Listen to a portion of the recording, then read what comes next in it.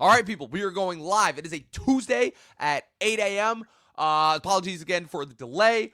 Normally we record these about like every Sunday or Monday morning. This past weekend, however, I was stricken with a vicious case of food poisoning that prevented me from being able to record. But I'm back, bounced back 2 days later. Luke, we are back, ready to go, continuing with our straightforward promise of getting you guys an episode of our Lost recap every week of the year up until the final week of the year. So, Luke, we are on season 1. I believe this makes us past the halfway point now of this season, if I'm not mistaken. Looks like it. Yeah, just about. Season 1, episode 12 or 13, depending on how you're going, based off if you count the pilot as 1 or 2 episodes. Whatever the case may be, this is our second solo Kate episode of the season and of the series so far. We already got our double Jack last week. Now we're doing Kate's this week. And as opposed to Jack's episode, which I would say was a pretty crucial, important episode for the canon, both plot-wise and lore-wise, this episode, I'd say, is kind of the opposite. And while I've made the argument in the past that the episodes of filler, quote unquote, that we associate with traditional network television shows as opposed to kind of more modern streaming era shows are vastly different, I will say this kind of goes into the category of filler that's classified as negative in the sense of, while it still does provide important character backstory and context, unfortunately, I think a majority of this focuses, it's a combination of, there's not really anything major that this episode contributes as far as the lore of the island, at least the first one so far that I've seen this season, and not to mention that it's a sole Kate episode, as we're going to get into.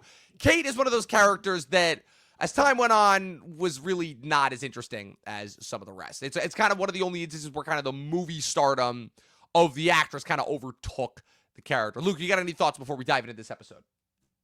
I'll just say that I think I'm in full Lost mode because the night after I watched this episode, I had a dream that I was on the island and Locke was there. Locke was there. The tide was coming in, like the island's telling, like we'll get to in a bit, but the tide was coming like in the episode, like, oh my. The island has invaded your subconscious. Oh my God, yeah. Luke, you might want to avoid any flights in the near future. That's all I'm going to say, because this is, I'm not going to say this exactly how certain characters end up on the island, but you're not too far off, is all that I'm going to say. All of that and more on today's episode of Talkin' Lost. Stay tuned.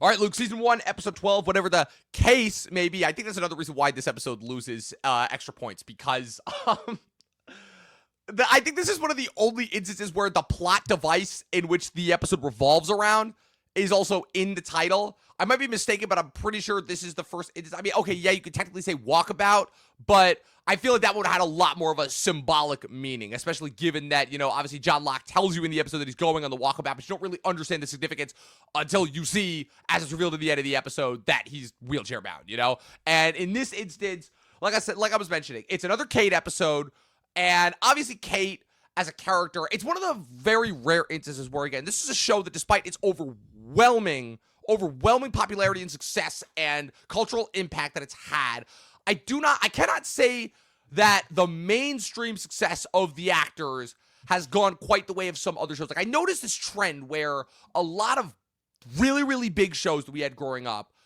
very rarely would those shows contribute to kind of the future stardom and careers as far as those people like really blowing up and becoming stars. They would always be big, and the actors would work a lot after the show, but they would always kind of be like confined and known as, oh, the guys from that show. You know, you would have exceptions here and there. You know, Bryan Cranston was already a pretty big well-known TV star before he had Breaking Bad, and that kind of catapulted him into superstardom. But this is really the time where, again, like, Shannon was in the Taken movies. Michael and Locke have been in a ton of movies and TV shows before and since. Matthew Fox obviously been in stuff. Josh Holloway's been in stuff. Charlie was probably the biggest name going into this show as being Mary from Lost. Boone in this season is also probably best known for playing Damon in The Vampire Diaries. He's probably much more well-known for that show with modern-day audiences. And obviously, as the show went on, they would bring in bigger and bigger stars. Famously, Michelle Rodriguez of the Fast and Furious franchise is a main character in Season 2 of the show. But Evangeline Lilly, I would say, is probably the biggest, quote-unquote, star to erupt from this show, given that, obviously, not super long after the show ended, she landed the Ant-Man movies, for which she was a pretty big staple. Obviously, she's not like a well-known leading person in the MCU, but again, she was in all 3 Ant-Man movies and had a tiny bit part in Avengers Endgame.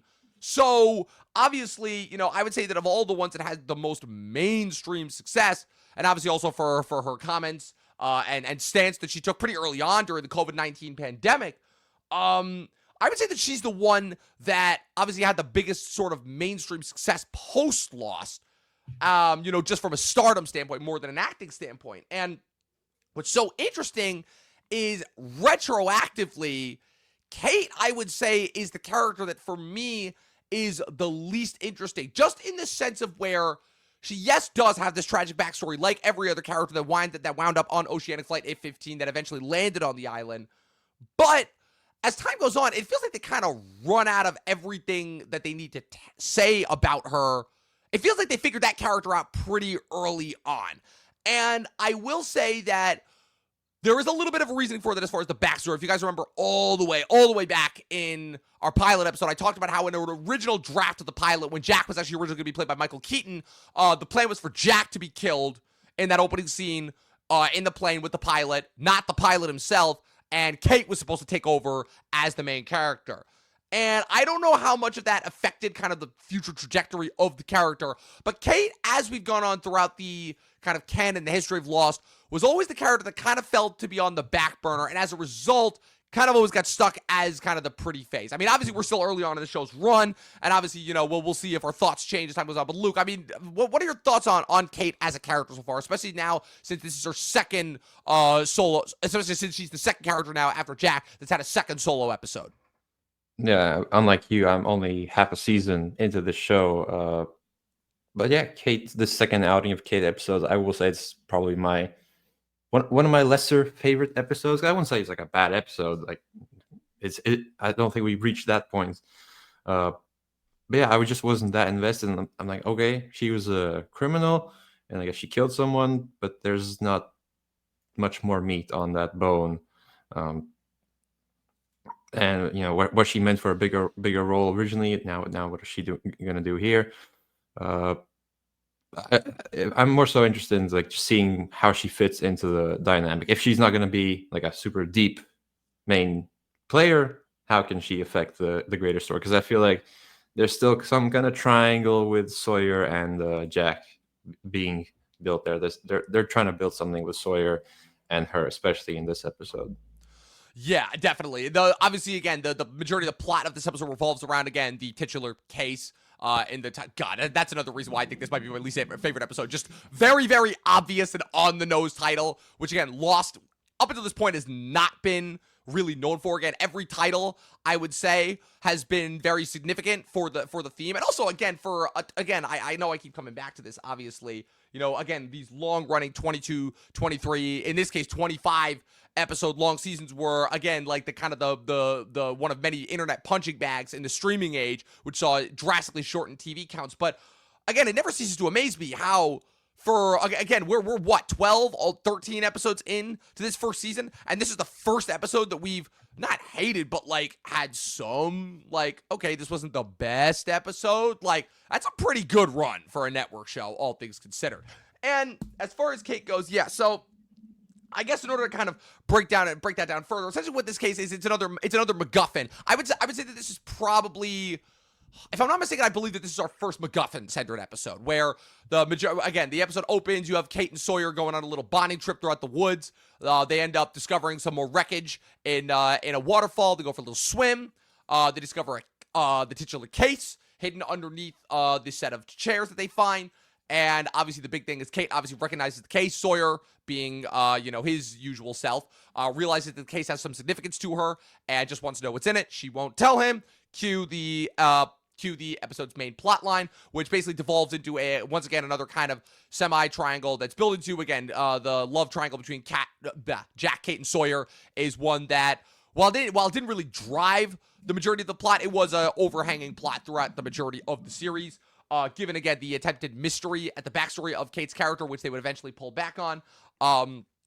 that again, it's the only really character backstory that I felt like depended on the mystery, because it felt like that what they had was very interesting versus all the other characters. It felt like just what you were watching was so interesting in the moment that once they added more and more, once they start connecting the characters who you thought would have no previous connection, it becomes like really fascinating and interesting and really, creates and adds to and crafts the lore. And Kate, again, once again, is an exception to that rule where, again, aside from her tragic backstory, which again, the only thing we know about her up until this point is that she's some sort of a criminal, engaged in various other affairs. She confesses in this episode that she killed someone, and we just don't know who. And obviously that's been, she's a person that's consistently been on the run. And so as a result, she feels the need that she has to be secretive with everyone. She can't actually, let anybody in, let anybody close to her. And I get all that, I do, but again, there's just something about it that feels a little unsatisfying, especially given, what the payoff is. What's it called? The biggest thing also too is that, oh my god, I'm really recycling through my repeat phrases here. Obviously, Sawyer tries to break open the case, doesn't work. She tries to go to Jack. Jack is like, okay, like, I'll open the case, but only if you tell me what's in it. She tells him what's in it. She's like, okay, it's guns for the marshal. He's like, okay, I'll help you, but I still don't believe you. But that's why we're gonna open the case together. They do it. She hides the key from him. What's it called? He manages to get the key from her. And, first there's a whole big thing where he tries to get the case from Sawyer. Sawyer doesn't give it to Jack. Then Jack obviously blackmails him by saying that he's going to stop giving him the, giving him the antibiotics for his infected arm.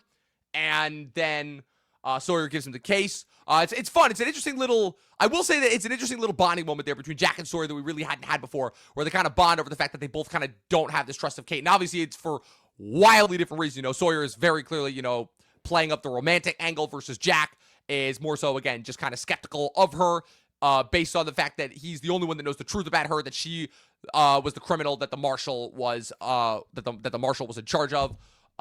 What's it called? When on the plane originally. What's her name? Jin or Sun overhears Sun, them. no, well, that's the thing. Sun overhears it too. I'm glad that you brought that up. Once again, a little bit more hinting at the fact that that Sun knows a little bit more that she's letting on. What's it called? But more on that later. That's just a little, but that's a good thing that you picked up on. It shows you've been paying attention. What's it called? It's lost. I have to. Exactly. No, it's right. I'm really glad that you brought that up, because I'm gonna tie that into it as a fact, because what I've noticed is that as more and more people have been noticing that I've been recapping Lost, I've been having more and more conversations about it with people, which of course makes me very, very happy. And it's making me realize a lot of things, and it's making me realize that Chris may have been more right than I gave him credit for back in 2020, that this really is one of the best shows ever made. But as far as the Jack Sawyer Kate love triangle goes, I did find that to be a really interesting moment where, even though again Jack and Sawyer for now still kind of don't like each other at all, they do have kind of their different reasons for distrusting Kate. And there's kind of that open acknowledgement that Sawyer is like, listen, whatever she's going to tell you, it's not going to be true. And Jack kind of has that acknowledgement of like, yeah, I know, but I have my own way of dealing with it. So like I said, they have to dig up the marshal's corpse in order to get the key from his wallet. Kate pretends like the key's not there. Jack immediately realizes that it's a sleight of hand. They open the briefcase. They go through. They find everything she was saying about the guns, the papers, everything. And it turns out that the whole reason why she was being so withholding and so distrustful is it was a little toy plane. That was what she was trying to get at. That was the whole centerpiece. And when Jack presses her about it, her whole thing is, oh, it belonged to the man that I loved, and I killed him. Kind of trying to pull a little Chinatown there. And I'm like, wait, that's it? Like, I rewinded like the end of the episode. Yeah. Like, did I miss something? Yeah, did I miss something? Like, that's it? There's a plane. Yeah. Is this related to the whole plane? Like, exactly. No. And yeah, it's the first time that I've done that this season so far, where every other episode again had just this beautiful character arc wrap up, this beautiful catharsis. Never really, again, for a show that supposedly inspired so many questions, I really haven't had any questions so far after watching each episode. And yeah, this is the first one where that's done that. And I'm not going to say that I don't like that from episodes, especially given that, again, we're watching this week to week. But again, we're watching it pretty consistently week to week, back to back.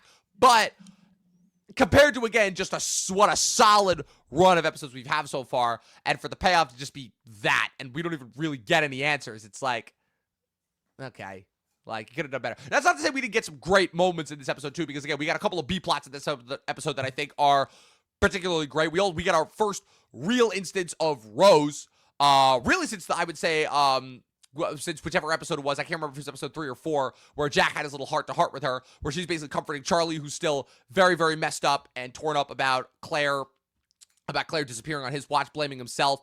And while that conversation isn't necessarily impactful plot-wise, Rose is another character who, as time went on, again, while never being really a major character, as far as kind of her role in terms of understanding very, very early on, very similar to Locke, that the island was kind of special and, you know, a lot more than just some random deserted island that they happened to crash on, I think is really, really important and significant. Yeah, and there's something in the beginning that further supports my theory that the island is a force of its own. Like the tide is coming in. Oh, the tide is coming in. Sure, the island is pushing them forwards. Like, come on, guys. It's season 1. We're halfway. We have to start moving towards the island. So, yep.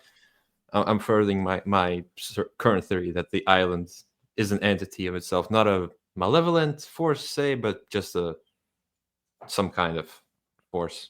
Luke, this makes me so happy because this tells me that you were the perfect person to co-host this show with me. It really does. I've seen enough and read enough things to see what might be the connections in the... But still, it's the fact that you're going for, like, actually deeper than the obvious surface level criticism, which, again, the biggest reason why I feel like people got turned off near the ending was everybody's like, it's purgatory, it's purgatory, it's purgatory, they're all dead, it's purgatory, they're not alive, blah, blah, blah. And it's like, no, that's supposed to be such an easy, simple cop-out, you know? That'd be, and like that answer is so simple and one note. And anybody who's followed Damon Lindelof throughout his entire career, you know, from Lost to Leftovers to Watchmen, and even a little bit with Miss Davis, he has always been so much more interested in not just the simple, clear-cut answers. Like, I don't know if you've watched Leftovers, if you have any interest in Leftovers, if you're going to watch Leftovers at any point during this run that we're going to do. I just recently finished it, and basically what I will say about Leftovers is that, while it's very heavily condensed and much more esoteric and kind of out there, even more so than Lost is, because, again, it's HBO versus traditional network,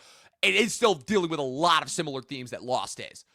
So it's very, very interesting watching these two shows kind of in tandem as far as being these interesting companion pieces where, again, it's a very similar thing where, again, that show doesn't necessarily give you any answers about the Great Departure, but if you're paying attention to each episode, you realize that all of the greater questions are answered. But that's the thing about these types of subject areas. You don't want clear-cut answers because it kind of takes away from the mysticism. What you yourself... Well, we're going to be on this island for a while. I think we can... I can probably slot it in at some point. True. Again, and it's only 3 seasons and 28 episodes as opposed to Lost's 6 seasons, almost 200 episode run. So it's a much quicker binge as far as that goes. The other major B plot that kind of happens here is Sayid and Shannon, the beginning of that small relationship where, again, it kind of starts off with, it's kind of funny where Boone basically kind of voices, it's been very interesting watching Boone's character arc as kind of like, you know, the guy who's trying to be the actual hero figure as opposed to Jack.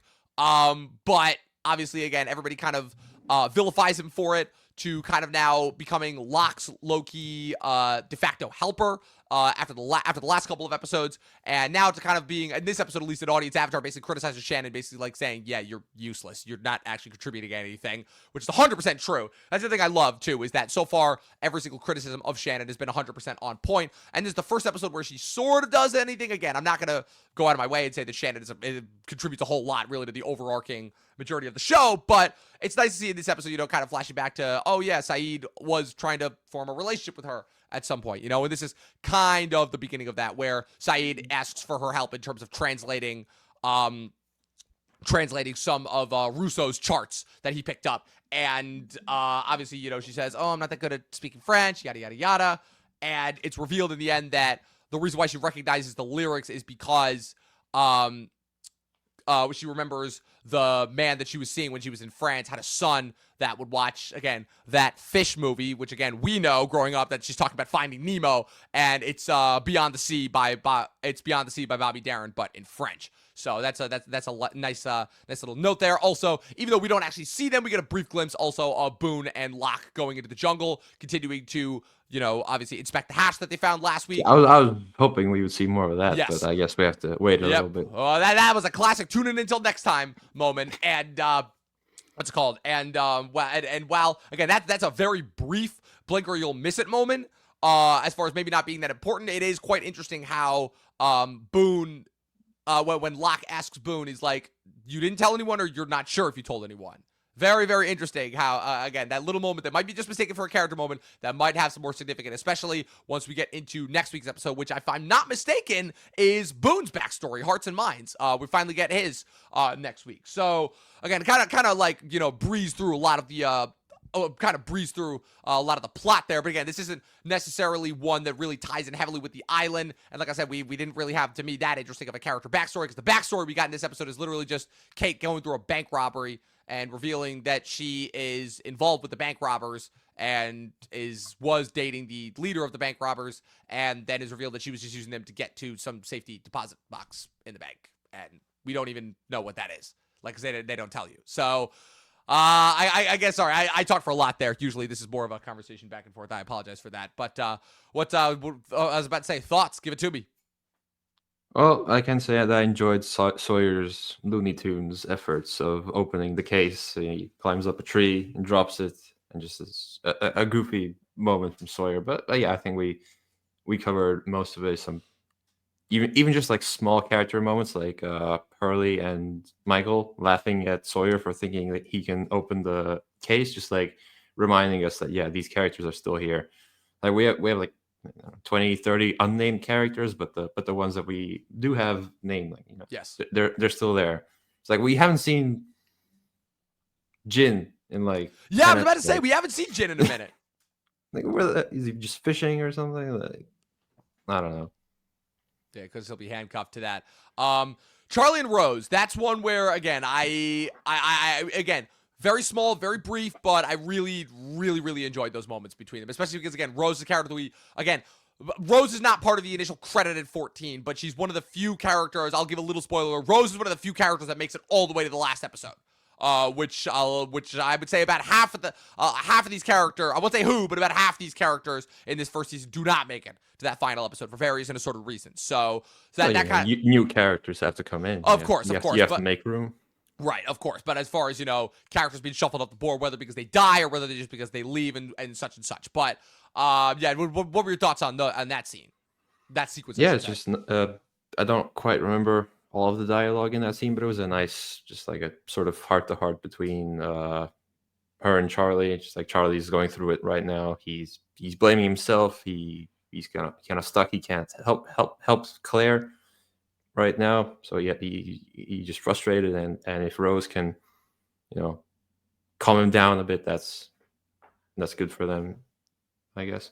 Yeah, definitely. And then as far as Sayid and Shannon goes. Oh yeah, if Shannon can figure out the French mumbo jumbo, like Sayid can't figure out the equations. Like you think he may be able to make sense to them.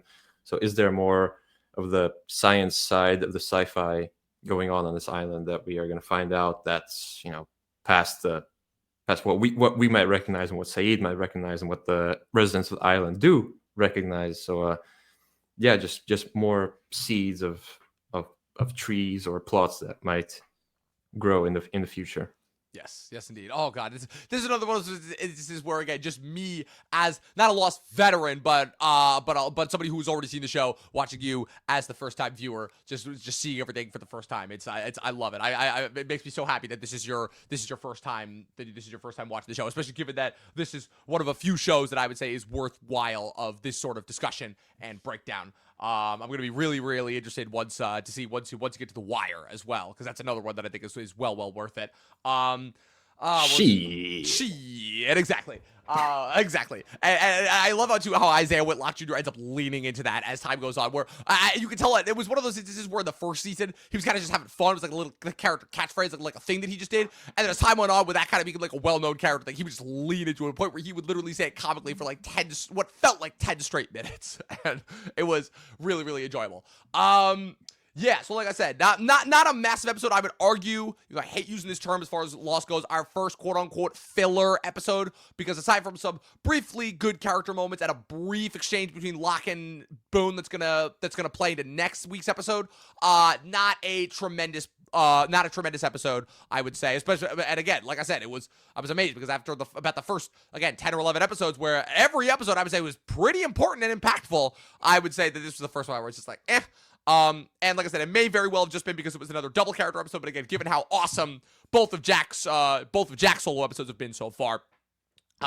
Again, just for Kate, I'm like, okay, there was a reason why, looking back, Tabula Rasa was probably the weakest one of the first batch, and now as we're moving into the second half of the season, again, this one, we'll see as time goes on. So, like I said, we're hitting Boone next week with Hearts and Minds, and the following week, I believe we're hitting Michael with the episode special, and that's gonna bring us into our last 4 that we're gonna cover for December, for 2024. So big episodes we're gonna cover there. Like I said, we're gonna take a break for the last week of December, and then we're gonna come back first weekend of January after New Year's, and we're gonna wrap up the entire first season by February, and then and then we're gonna take a little bit of a break in for the month of February, just in order to cover some basic housekeeping before we get into season 2 in February. So with that being said, Luke, before we move on to I did just want to wrap up with this. The other interesting thing, before also we get into any movies or shows that we may or may not have watched this week, that's interesting about Lost is that, obviously, again, I like to come into each one of these show recaps with a thesis statement, with Talkin' Thrones, with Pat that we did a couple years ago. My whole focus was to try and figure out how the biggest show of all time kind of just went away, puff and smoke, out of nowhere after that last season, and if that last season had kind of ruined and tarnished the legacy of the show. And there was a kind of a lot of, for lack of a better word, therapy that I was doing with my relationship with Game of Thrones. And obviously, again, now, obviously, with the emergence of House of the Dragon and Night of the Seven Kingdoms, it's safe to say that the world of Ice and Fire is back and bigger than ever, while not necessarily having the same impact of Thrones. And Lost was so interesting because I guess kind of my focus was, in terms of trying to figure it out, is trying to figure out, like, was this show as impactful as people made it out to be? And, did this go wrong, or was this yet another instance of where again, people misinterpreted it at the time because of the model? And as I'm rewatching it this second time around, I wasn't ready to answer that question this first time around, but now that I'm going through it and I'm remembering a lot more than I thought I was, especially knowing what's going to come later on, which I did not know the first time I watched this show, I think it is safe to say that it's an argument that I've been hearing about the show for several years now.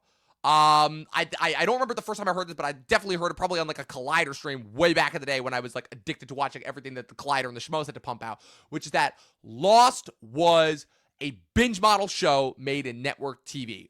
It is one where, again, unlike every other network show that came before it, it was a network show that took its time with its storytelling, was very pinpoint precise, and unlike a lot of other network shows, really tried to make every single detail matter. And in a binge model, that works perfectly. But in a week-to-week, 22 to 23 episode model that has, again, about a month off for the Christmas break, and then about 2 to 3 months off for the summer break. And then once you get into the shortened seasons, you have an even longer gap between seasons. There was a lot of stuff that people may have forgotten over the years, not to mention the vast amount of episodes that would eventually play in, and also given how deep and existential it got. To my knowledge, I don't think that there had ever been a network TV show that got that deep and existential as far as that goes, where, again, as far as the whole theorizing and everything goes, again, it was a pioneer show, to say the least, and it accomplished a lot of legwork that a lot of future shows are indicted to. And so I think it's safe to say that, again, while the show definitely has its flaws, I think it's safe to say that, again, there's a reason why this show is remembered as one of the Titans. And it's funny because I was literally having an conversation yesterday with my dad's new girlfriend, and we were talking about the show, and I was informing her that I was doing it for the podcast and everything, and she said, "Oh, like Lost, why are you rewatching that? Like, they never answered any questions." And I gave her the whole breakdown of it, and I'm like, I'm going to be very, very interested to see, again, and I don't want to toot my own horn here, but I have seen a lot more people getting into it, probably because of their relationship to me and because how they know, because of their relationship to me. And as a result, it is going to be very interesting for me to see kind of what the turnaround is going to be, because I know for a fact that another very good friend of mine from school, who may or may not be making an appearance on the podcast at some point in the future, has said that she just started the show, having never seen it before, and she is loving every minute of it. So it's always interesting to me to see how these things that we know as kids are having these second lives as they come around. We saw that happen all the time with movies that came out before we were born. But now that we're getting on, we're getting into our mid to, into our 20s, me into my 30s almost, and a lot of things that we knew growing up that may have been deemed controversial or bad that are kind of sort of having this turnaround now. It's very interesting to see. Again, I factor in, for me, probably the biggest instances have been the Star Wars prequels, the Michael Bay Transformers movies, and now Lost, I would say, is definitely up there. There's a couple other things that are on there too, but but I'm not remembering them off the top of my head right now. So that was kind of just We my could probably do an episode on that, just like general things that have been turned around on in opinion. But yeah, definitely. There's a whole lot of conversation that we could talk about because it's definitely worth noting as well. It's funny because literally as I was trying to go to sleep last night, my brain randomly drifted. It was like, Star Wars: The Last Jedi. I know I really didn't like it when it came out, but now that I'm remembering it, there was a lot of good things filmmaking wise about that. Maybe I should do a rewatch on that. So that was just that's just a perfect example of that for certain. So with that being said, before we get out of here, Luke, any movies or TV shows that you wanna recap us on that you may have been watching this past week? I have finished The Penguin, much like everyone else, and I hate that we have to wait 2 years for the continuation of that saga. But I think it's gonna live up to it. Have they taken that long? It's gonna be a good one. So yes, I'm hoping it's Court of Owls. There's multiple hints that they are moving towards that. And The Penguin is just again Marvel and DC. They are the pendulum is finally shifting. That's all I'm gonna say. And we're getting Creature Commandos later in the year. We're getting Superman next year. So we're finally getting it. The big DC after things are actually finally coming out. They've announced 20 distinct things, and things are coming out. Yeah, not to mention that trailer that dropped, Mission Impossible: The Final Reckoning. I've been waiting for that all year. F1 has competition now as far as being your most anticipated for next year. Oh no, this was already it was. I thought it was F1. I thought it was F1.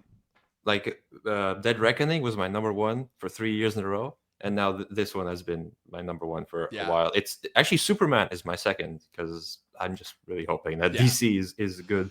Yeah. But this one, the Rabbit's Foot from Mission Impossible 3 is supposed to be back. It's coming back. Maybe we'll finally get an answer as to what that actually is. Ironically, another J.J. Abrams directed movie from Mission Impossible 3. It might be some anti-entity type thing. It could be if it ends up being that. I noticed that it's just really colorful. Maybe I'm just gray pilled from Red One trailers before every movie. Yeah, it's super colorful. If Ethan Hunt winds up on the island from Lost at the end, I'm gonna lose my shit. Will it be the last one? I don't know. I'm guessing no, but we'll see. And I'm continuing slowly through Daredevil. I'm still in season 1. I have time until March or whatever that is. Arcane, I haven't gotten to that yet. You have? Yes, I have. You can mention that quickly? Yeah, I watched the first episode of the new season of Arcane, which dropped this past weekend. They're doing a similar release strategy to what they did with the first season, where they're dropping 3 a week.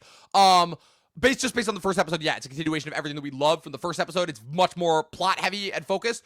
Still sad to see that this is the last season, but I will say that given how much it cost, which you pointed out to me before the stream started, it doesn't surprise me. I can't really talk more about it until as far as things continue further. But like I said, it's everything that we would have wanted from a continuation from that massive cliffhanger. It just sucks that we had to wait 3 years for it. I didn't because I didn't watch it for 3 years. True. What's it called? Must the be benefits nice. of waiting. The benefits of waiting. Oh, if only I still had that patience. What else was I gonna say? There was a couple other things. The Penguin. I wanted to get my thoughts on that real quick. I really, really liked it. Really, really solid show. Definitely one of the better shows of this year. TV for me is drastically shifted, obviously, in 2024 in the wake of the strikes, in the wake of kind of the end of the peak prestige TV era that officially ended last year. And what I will say is that my criticisms of the show still stand in the sense of where it is very, very, very much doing Sopranos. But the thing that I like is that it's not indebted to the Sopranos in a way that I would have thought, in the sense of where when the show started, with the way that they kind of very much were transitioning the character of Oz Cobb from the version that we saw in the Batman to kind of this much more so Tony Soprano as gangster type.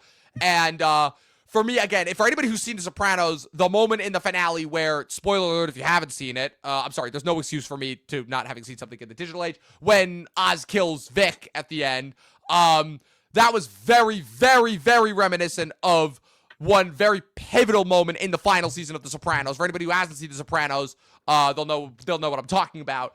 But yeah, to me, it was a great conclusion. It was a solidification of everything that was great about it. I really don't have too much else to say on it.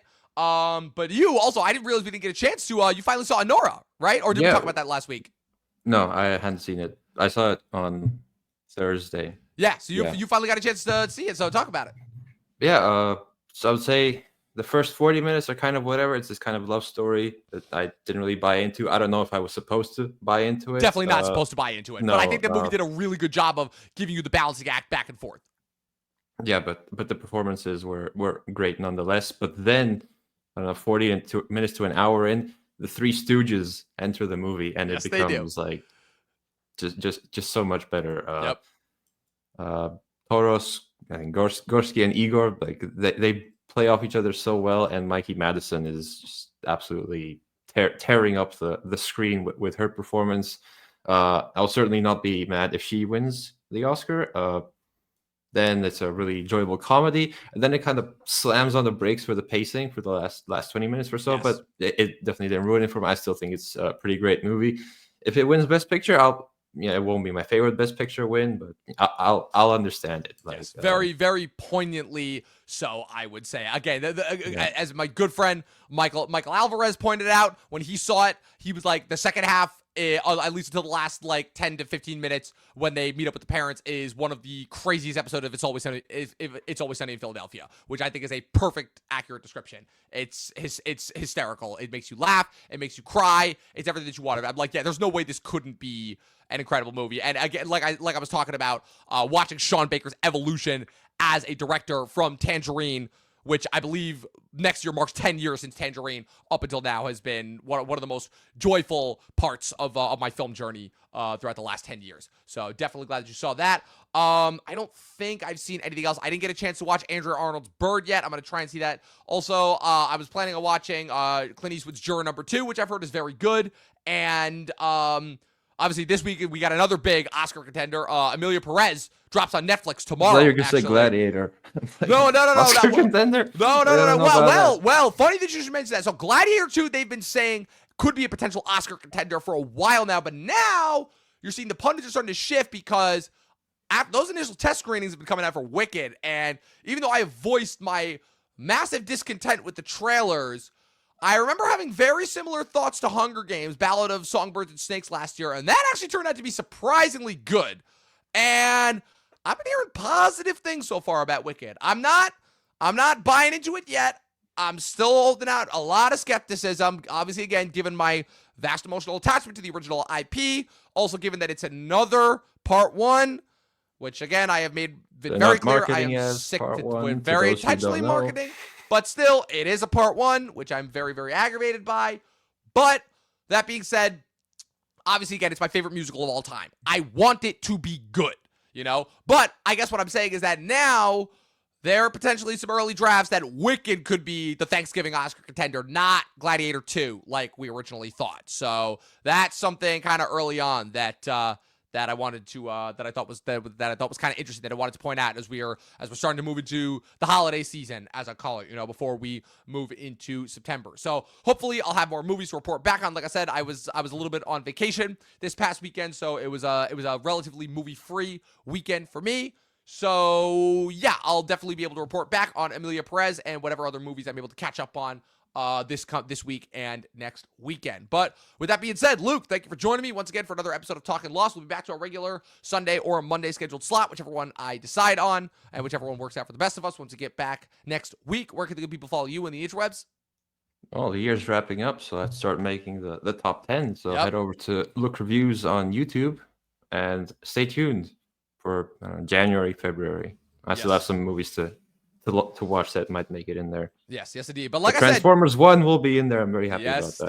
Yes, it will. As we're getting closer to the year, as I'm starting to go over my list, starting to draft them out, I'm like, yeah, there's Transformers 1 is one of the locks. I have about 5 or 6 locks so far movies where I'm like, I am absolutely not budging on them, and I'm very, very happy to say that Transformers 1 is indeed one of them. So definitely will be putting that in there as well. So Luke, as per usual, where can the good people follow you on the interwebs? I just said. You did? Oh my Look god! reviews Wow! on YouTube. Wow! My short-term memory brain. Holy crap! Wow! Oh man, that's how you guys know it's been a long I weekend. think you need the island, Dom. I need something. Experience something. I don't know what I need. I need something, but it's bad. You guys can follow me with everything going on at Movie Nerd Reviews across all platforms, at Official Talkin TV Podcast across all platforms. You guys know all the rest. I'm not going to go into it today. As always, people, we'll be back next week for another episode of Talkin' Lost. In the meantime, watch more fucking movies.